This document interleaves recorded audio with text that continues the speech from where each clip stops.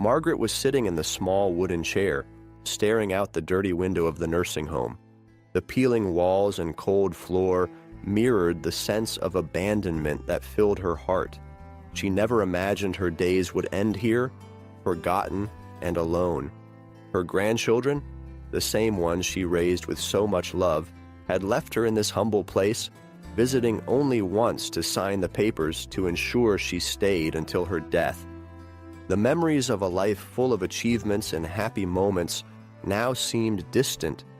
The mansion that was once filled with laughter and parties was empty.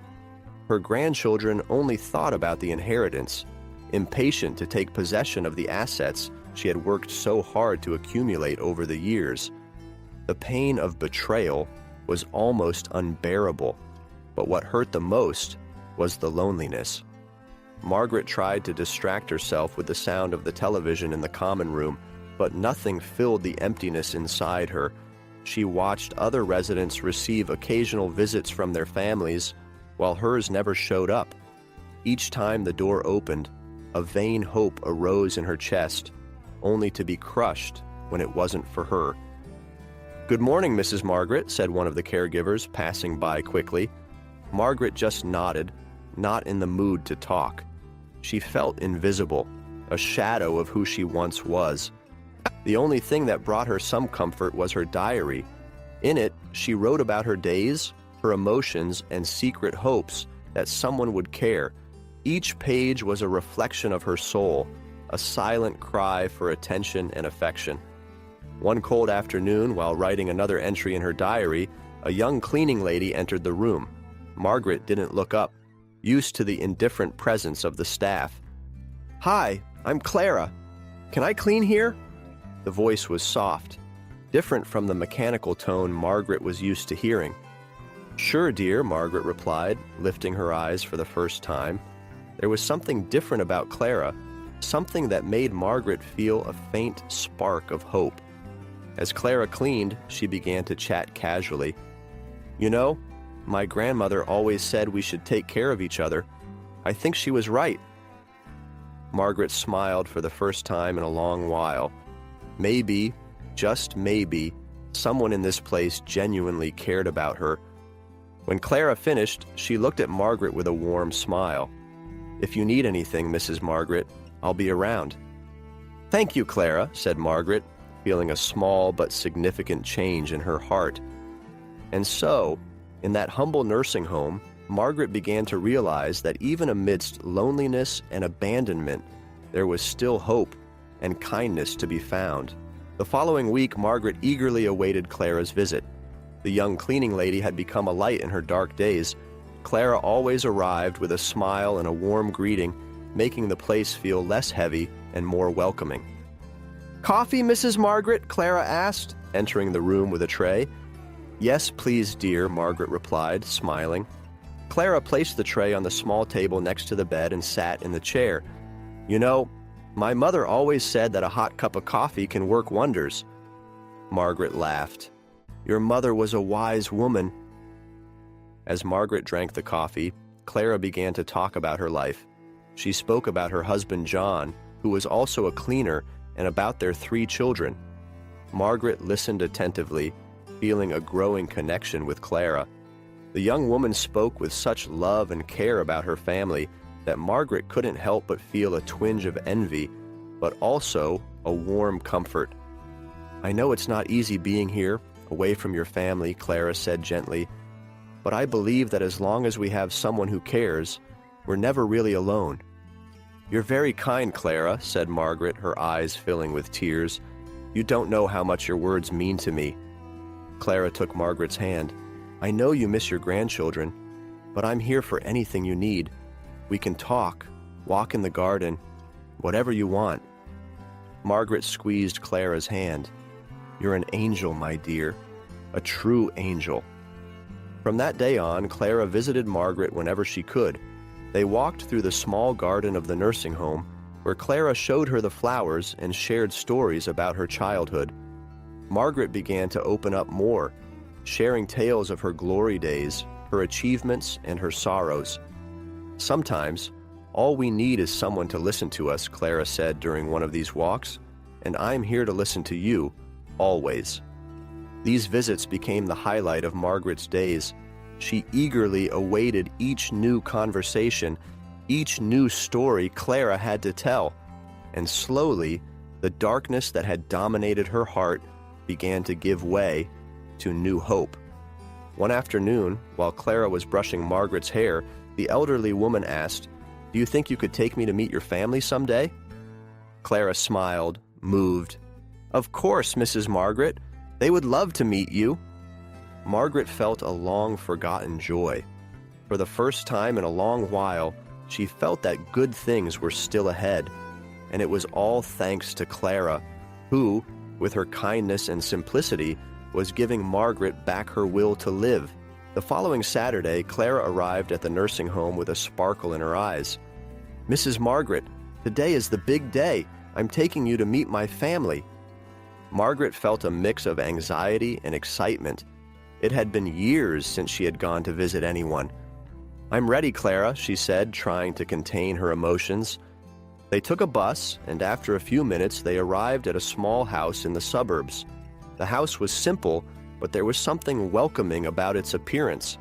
Clara helped Margaret off the bus, and together they walked to the door. "Welcome to our home, Mrs. Margaret," Clara said, opening the door and revealing a cozy little living room decorated with care. The furniture was modest, but the atmosphere exuded warmth. John, Clara's husband, stood up from the couch and smiled. "Hello, Mrs. Margaret. It's a pleasure to have you with us." He extended his hand, which Margaret gratefully shook. Clara's 3 children came running in. The eldest, Lucas, was 12, with a serious but kind demeanor. Maria, 8, was a smiling, curious girl, and little Pedro, 5, was in a wheelchair, his eyes shining with excitement. "Hi, Grandma Margaret," Maria exclaimed, hugging the elderly woman. Margaret laughed, surprised and moved. "Hello, dear. It's a pleasure to meet all of you." Clara helped Margaret settle into a comfortable armchair, while John brought tea and cookies. "I hope you like tea," he said, serving the elderly lady. "I love it, thank you," Margaret replied, feeling embraced by the family's hospitality. The hours passed quickly as everyone chatted animatedly. Margaret shared stories from her youth, while Clara and John talked about the challenges and joys of raising their children. Lucas showed Margaret his drawings, and Maria recited a poem she had learned in school. Pedro, though silent, kept smiling at Margaret, who felt a special connection with the boy. "You are a wonderful family," Margaret said, tears in her eyes. "I don't know how to thank you for welcoming me like this." "We should be thanking you, Mrs. Margaret," John said. "You've brought joy into our home." At lunchtime, Clara insisted that Margaret stay and try the meal they had prepared together. The smell of home-cooked food filled the house, and Margaret felt her heart warm even more. As they ate, Margaret observed the loving interaction between Clara and John and how they cared so tenderly for their children. She realized that despite financial hardships, this family had something money couldn't buy: true love and unity.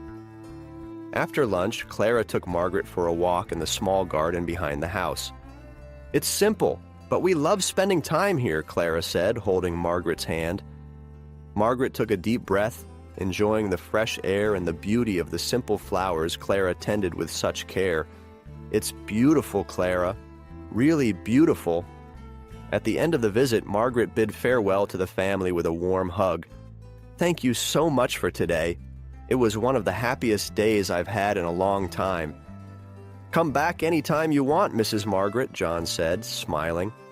Clara accompanied Margaret back to the nursing home. On the way, Margaret reflected on everything she had experienced that day. For the first time in years, she felt part of something bigger, felt loved and valued.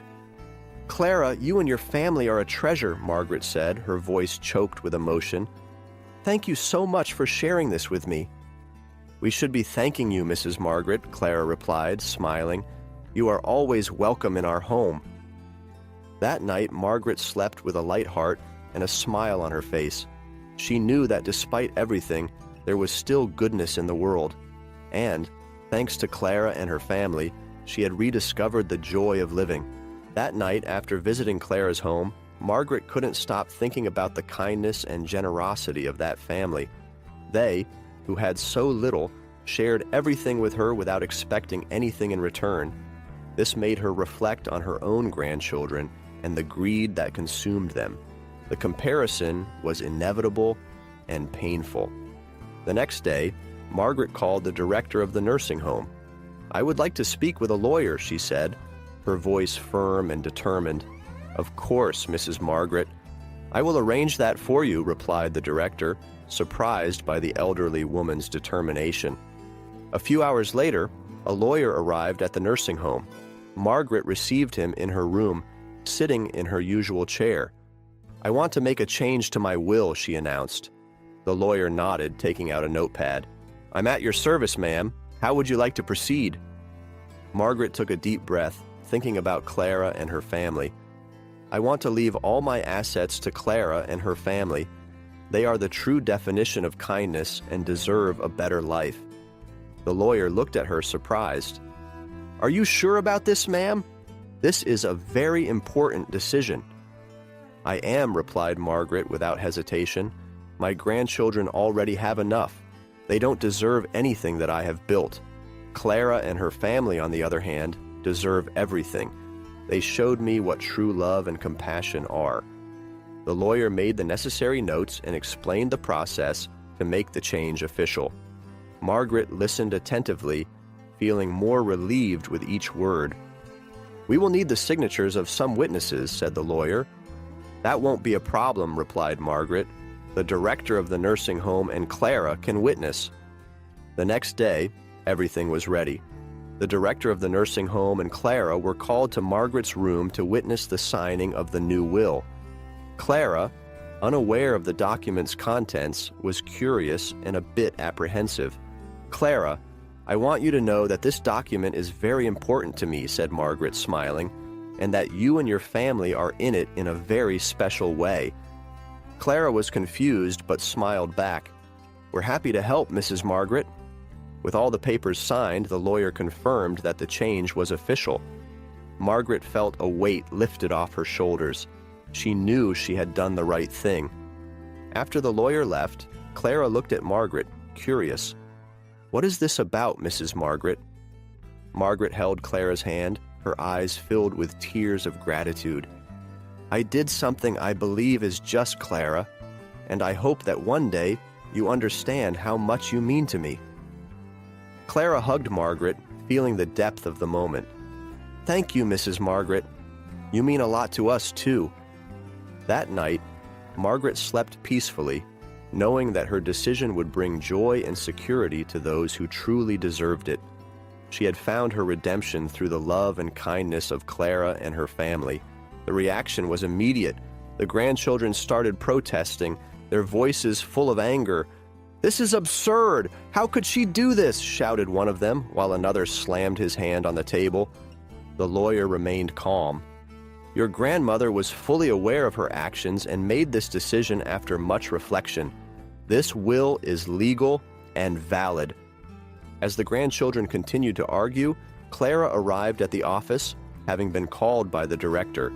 She entered timidly, not fully understanding the situation. "Clara, your presence is needed here," said the director, gesturing for her to come closer. "Me?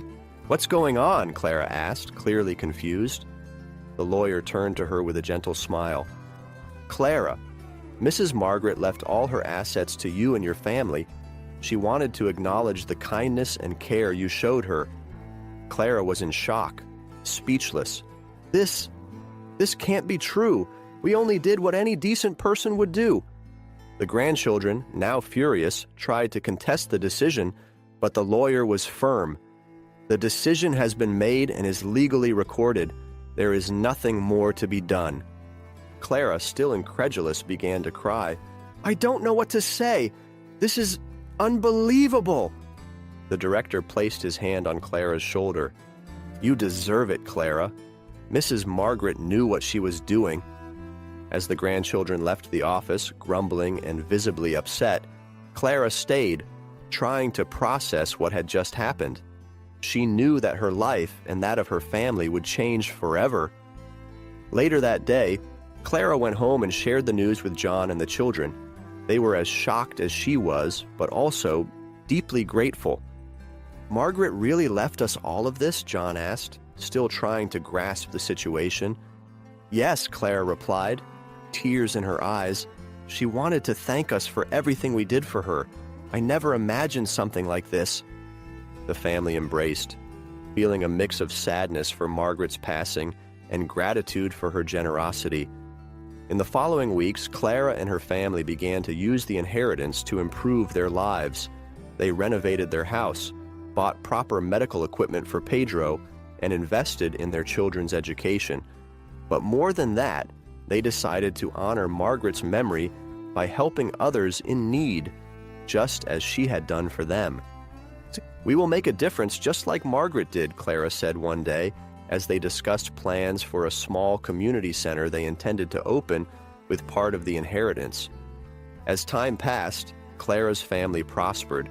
Margaret's kindness and generosity not only changed their lives, but also inspired many others around them. And whenever they spoke about the transformation they experienced, they remembered Margaret with fondness and respect. Margaret, who had started her last days in despair, found redemption and peace through the love of Clara and her family. And Clara, who acted purely out of compassion, saw her life and that of her family transformed by a gesture